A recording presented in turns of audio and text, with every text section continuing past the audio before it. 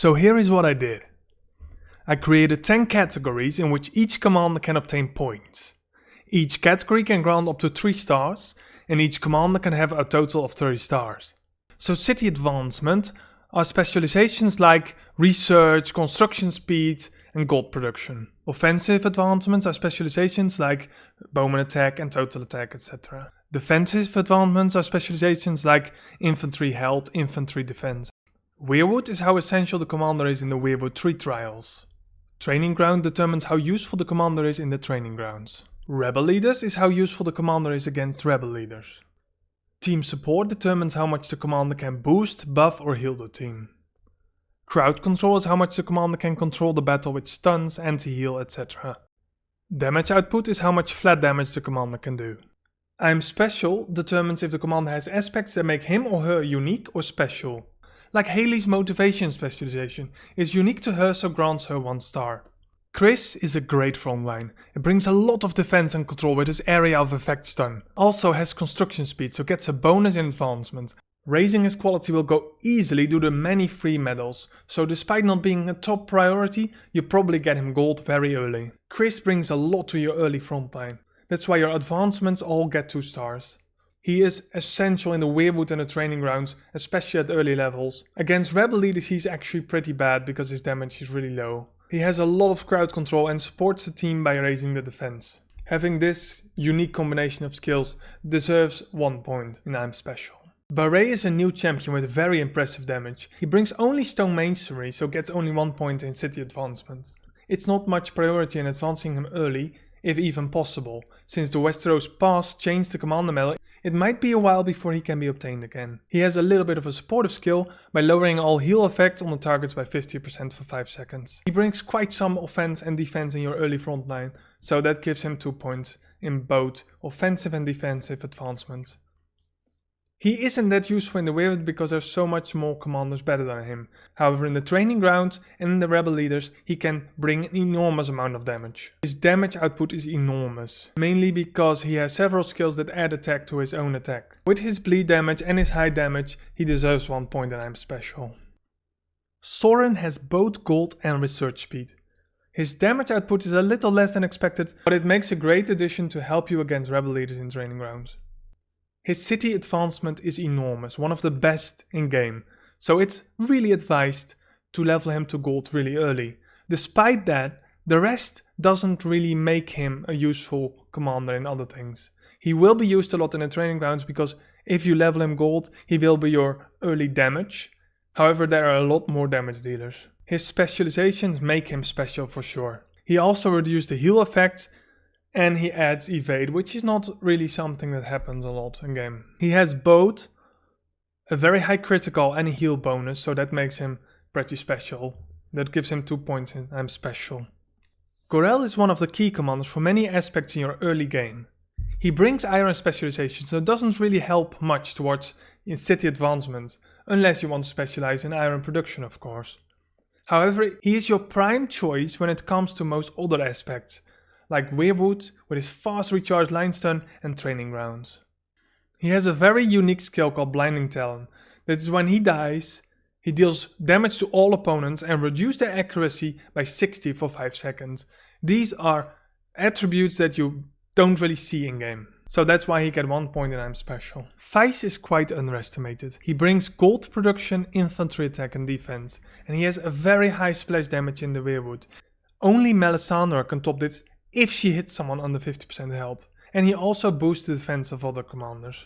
So your city and overall advancements should be either 2-2-2 or 3-1-1. So officially I should have given him 2 offensive points and 2 city points, but this brings the same total. So for now that is alright. It's a decent champion to actually level to gold pretty early because he brings a lot to your front line and also increases your gold production, which is something you're gonna need beyond everything else. He adds to strategy and resistance and defense in the Weirwood and brings a massive AoE splash damage, plus removing all buffs from the enemies. That actually makes him a decent support in the Weirwood. However, in the training ground he probably won't get much skills off and he doesn't have much of a base damage.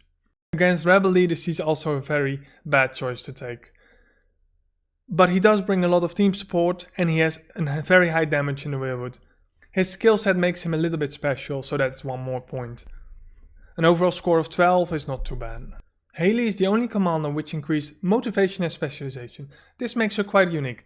With infantry attack and wall defense, it gives an overall unique set of specializations. Combine this with her almost 50% health bonus, it becomes the best commander to send frontline against rebel leaders. Despite her unique combination, not a commander to focus on early game. Bringing wall defense and motivation limit is not something for the early game, so there are a lot more commanders that you should focus on. However, it gives her a nice offensive boost in infantry and a little bit of defense in wall defense. In the Weirwood, she doesn't really bring any control, so you can take her as a frontline, but there's really better choices for that. In the training ground, she's not a good tank because you don't really bring a healer to the training ground, and because she has the heal bonus, that makes her very good in combination with the healers, either Gianna or Sansa. So her damage output is also average, so she has a very unique kit that makes her a little bit special, but overall she's a little bit below average. Aria is rather easy to get to the highest quality if you did well on the early event and get a lot of free medals. Her damage is very high due to her stacking attack buff and crit chance. She can boost infantry defense and total attack, which is quite unique for a free champion, as well as forestry specialization. The best free-to-play training rounds rotation is built around her, which makes her a valuable commander to boost to gold fast. Several Weirwood formation using her successfully as a flanking mechanism. So she doesn't do much for your city, just a little bit of wood production, which only earns her 1 star of course. However, her offensive advancement is really high because it's rather easy to get to gold and she will boost your entire army for 15%. She also brings a little bit of infantry defense, so she gets 1 point in that one. In the Weirwood there are several formations that really use her very well, so she gets 2 stars in that. However, in the training ground and the rebel leader she excels even more, due to her stacking damage. A rebel leader fight will take 40 seconds, so she will stack to enormous damage. Despite all that, she doesn't bring much to support or ground control, but her damage output is all there. That makes her a pretty unique champion, worth 1 point. With an overall score of 17, she definitely belongs to one of the first commanders to get to gold. Sansa Stark is meant to boost your wall, but the wall is in a bit of a bad place at the moment. However, you cannot do the Weirwood without her. Plus, for a bowman, she makes a remarkably good frontline, especially at highest quality.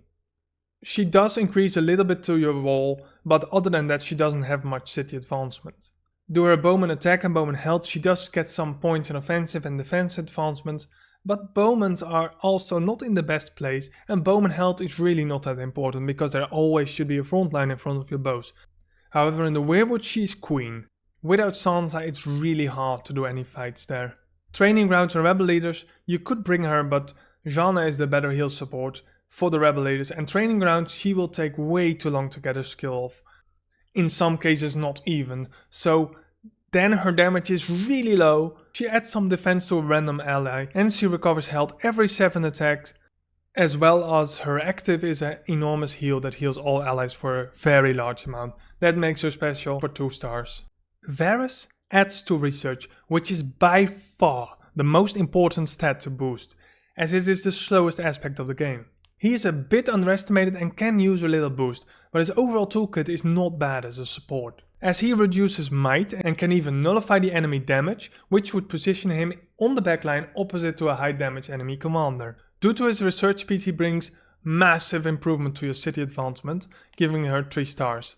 His offensive and defensive advancements are there, so give them all 2 stars. In the Weirwood there are formations with him that work very well, because he can reduce the damage a lot and control the battle this way. That will also give him 1 point in crowd control due to his damage reduction.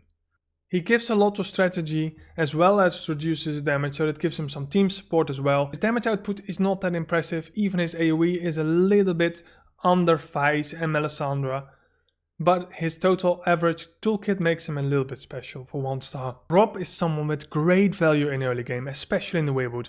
He also has a massive bonus to heal effect, over 80%, which makes him the go-to choice when a healer is available. Also, people with a cavalry frontline can benefit from his boosts in defense and health.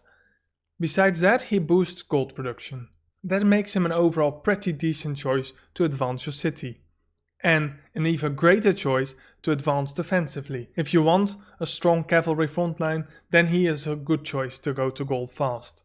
In the Weirwood, especially the early Weirwood, you will use him all the time because he's one of the better frontline commanders. In the training grounds he is usable but a little bit lacking due to the fact that he has a bit lower health and doesn't really have the skills himself to support his frontline position. With a healer he'd make a far better frontline which you don't bring to the training grounds.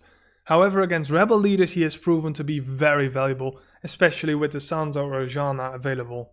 Due to the fact that he can give defense to allies as well as command and has 2 separate stuns, he brings a little bit of team support and absolutely a lot of crowd control. Giving so much support and control makes him quite a special champion. As well as his heal bonus, so he gets 2 stars and I'm special. Sheila has amazing damage, but for city growth she is a bad choice to rush. This makes her a perfect contradiction. She'd be the only exception you might want to consider getting gold despite being non-influential for your city growth. Also, she can stun every 7 attacks and she boosts the attack of all guards. So her city advancement is there, she increases grain production, but it's not much, so 1 star. She brings a lot to your fortification and bowman attack, which might be good if the wall was in a little bit better place, but this might come later. In the Weirwood she is a very decent backline, especially placing her opposite of the enemy commander on the backline, because she can stun the enemy commander every 7 attacks. As being one of the highest damage dealers, she has proven incredibly valuable in the training grounds and against rebel leaders. Due to the fact that she boosts the attack of all guards, she brings a little bit of team support, her damage output is absolutely out there, and she is a really special char. Her active is a massive burst of damage, because for example she can easily snipe an enemy troop in the backline in the Weirwood. Also she boosts her own attack, which triggers every 15 seconds. Gianna is the alternate heal support to Sansa and brings an impressive arsenal to the battle. She has 2 heals and boosts the attack of all commanders in a large radius. She can be sent with any formation as a good support regardless of what type they are. She brings construction speed and a little bit of grain production, so city advancement has at least 2 points. Other than that she doesn't bring much offensive advancements and a bit of cavalry defense. In the Weirwood she is very good but not as good as Sansa. In the training grounds she would not be the best choice. Also in the training grounds she has proven to be less valuable than many other commanders. However, against rebel leaders she has been an amazing support. You can even put her frontline as tank, which triggers her skills much faster. That will give her a very boost in I'm special as well. The damage output of herself is not that impressive, but she does boost the attack enormously of other commanders, which makes her a very good addition to bring along. That makes her also very special, so she gets 3 points and I'm special. Russell is too weak at this point and shouldn't be a priority in any way to advance. Despite him being a slightly stronger tank than Robb, mainly due to his self-heal, if a heal is present, Robb becomes much better due to his massive heal bonus and crowd control. He does bring construction speed as well as stone production and cavalry attack, which are pretty decent specializations. That will give him 2 points in city advancement and 2 points in offensive advancement. In the Weirwood there's simply much better frontline commanders, as well as in the training grounds. Against rebel leaders he doesn't bring anything and he doesn't have the damage. So again there are much better commanders than him. He also doesn't bring any support and he doesn't bring any crowd control, and his damage output is just there. Due to his bad stats he is a little bit special, so he gets 1 star there. Mango brings massive damage as well as stacking damage to the battlefield and is an excellent offensive commander. Other than that he adds some wall defense and boosts defense and attack of cavalry commanders. He doesn't bring much to city advancements, but both his cavalry defense and wall defense bring some defensive advancements, as well as his cavalry attack brings some offensive advancements. In the Weirwood he isn't proven to be one of the better commanders. You could use him in the training ground, but there are still a lot better commanders. Against rebel leaders however he has a massive damage output, which makes him a very useful commander against them. Also his damage output is absolutely out there, and that makes him also a little bit special. Tyrion can't be rushed and will be hard to get to gold even for paying players. You can obtain him from the 3rd stage in elite events from time to time, as well as from the Alliance trials. He brings a highly unique kit to the battle by boosting all stats of all commanders. This makes him a rather great support. He boosts total attack and total defense, besides that he boosts research, and at gold he boosts the research to 40%, This makes him very unique because other supports can only boost to 25%. This will give him 3 stars in every possible advancement, because there's simply no better advancement out there. In the Weirwood he's not the best support to send along because his damage himself is also low, and training grounds he shouldn't be brought along at all. Against rebel leaders you might use him to boost some damage, but again Gianna is much better in that, and in team support he does bring a nice boost.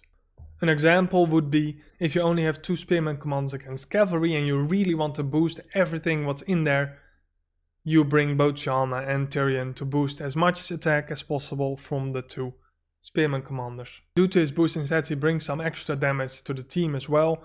That will give him 1 extra star in damage output, and he's very special to his very special kit, of course. Maro brings massive damage to the battlefield. His specialization is iron and furthermore boosts health on attack of spearmen.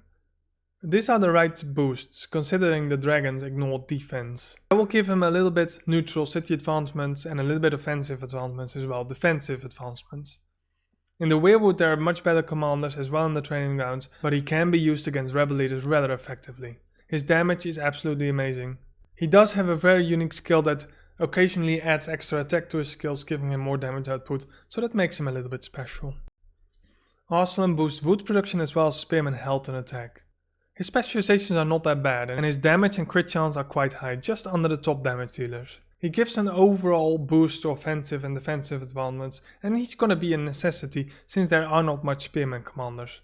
In the training grounds he's not that impressive, but if you have nothing better he's a very good choice against rebel leaders. His damage output is okay, but definitely not the highest. That doesn't give him a very good score. Kravras would have been the best defensive commander if both the wall and bowman commanders aren't at a bad place right now. The wall is a bit bugged and it always seems to break after the same amount of attack regardless its strength, so it will only give your bowman 2 attacks before the fight starts. Now if bowmen do have a place in this world, it should be their position on the wall, because that's the only place they can directly attack from. Regardless of that, his potential in the Weirwood is massive. He brings mass crowd control by stunning all enemies with a remarkable fast recharge. Other than that, he also reduced the resistance to all enemies. So city advancements isn't all there, and his offensive advancements is only bowman attack. But his defensive advancements are definitely the best you can get. In the Weirwood he is incredibly good, so that makes him a really valuable commander. Due to his reduction in resistance he brings a bit of support and he brings a lot of crowd control, but his damage is a bit lacking. His very unique kit makes him quite special. Robert is weak in every aspect of the game and shouldn't be a priority. His base attack is one of the lowest and so is his damage output. You think throwing a bottle of acid will be a nice splash, but his burn attack works only in a straight line. His specializations are not that good, especially bowman defense, since bowmen are rarely front line.